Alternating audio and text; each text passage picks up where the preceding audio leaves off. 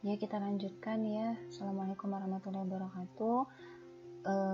Untuk rahasia dagang ini saya ulas sedikit beberapa contohnya gitu ya, sehingga kita bisa paham seperti apa sih contoh kasus dari pelanggaran rahasia dagang.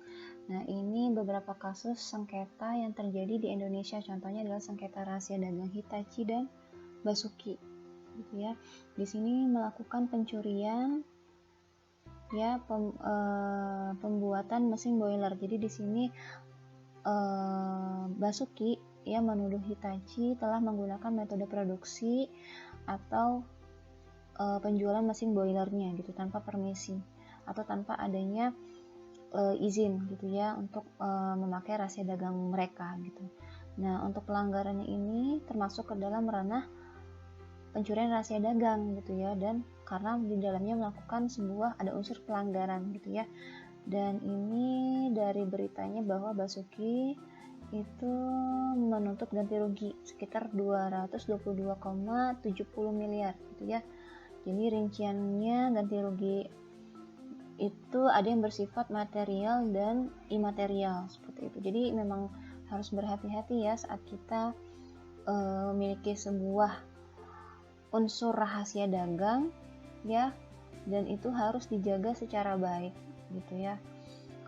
Kemudian contoh yang terjadi secara pencurian di Amerika Serikat gitu, ini sifatnya global gitu ya. Nah, ini dilakukan oleh ilmuwan Tiongkok yang mengambil atau mencuri teknologi baterai lithium ya. Nah, ini namanya Hong Jing Tan. Dia mengambil kepemilikan rahasia secara tidak sah gitu ya, yang disimpannya dalam hard disk, ke dalam disket gitu ya, sistem dari baterai lithium, dimana dia sudah pernah bekerja di perusahaan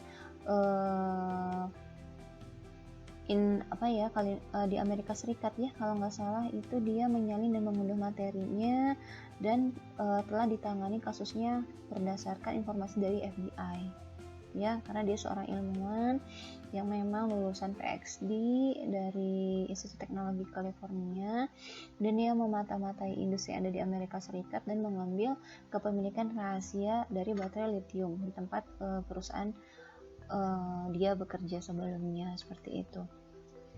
Nah, ini berdasarkan BNPB ya, artinya ini adalah jenis penerimaan negara bukan pajak gitu ya.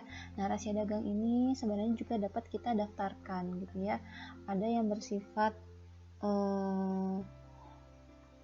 dari UMKM gitu ya, dan ada yang bersifat umum pencatatannya. Nah, di sini ada tertera ya beberapa datanya, dan teman-teman bisa masuk ke dgif.co.id tentang rahasia dagang. Semuanya lengkap di sini dari proses pendaftarannya hingga rahasia dagang kita tercatat secara baik di sana. Jadi misalnya kita mengajukan perlindungan terhadap rahasia dagang kita, maka bukan rahasianya yang kita daftarkan, tapi hanya sebagai nilai administrasinya atau covernya lah istilahnya seperti itu.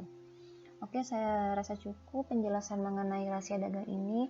Semoga bermanfaat gitu ya, dan sebenarnya banyak sekali kasus yang terjadi mengenai pelanggaran rahasia dagang ini, dan nantinya gitu ya, saat kita melakukan atau saat ini mungkin kita sedang memiliki bisnis, itu rahasia dagang itu harus benar-benar kita lindungi gitu ya.